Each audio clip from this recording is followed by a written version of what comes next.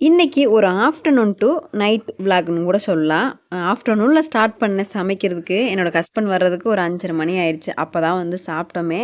அவர் duty முடிச்சுட்டு வர்றதுக்கு late ஆயிடுச்சு. மதியம் அவர் சாப்பிடவே இல்ல. அதனால எல்லாரும் சேர்ந்து சமைச்சு சாப்பிடலாம் அப்படின்னு முடிவு பண்ணிட்டேன். சுட சுட சாப்பாடு செஞ்சுட்டேன். அப்புறம் ரசம் வச்சுருக்கேன்.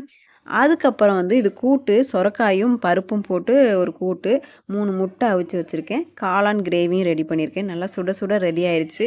மனுஷன் குளிரில் வருவார், வந்தோடனே சாப்பிட்றதுக்கு நல்லா இதமாக இருக்கும் அப்படின்னு சொல்லிட்டு அவர் வர்ற நேரமாக பார்த்து சுட சுட நல்லா ரெடி பண்ணியாச்சு. ரெடி பண்ணி நல்லா சாப்பிட்டு முடிச்சாச்சு. வரகு இருந்துச்சு கொஞ்சம்.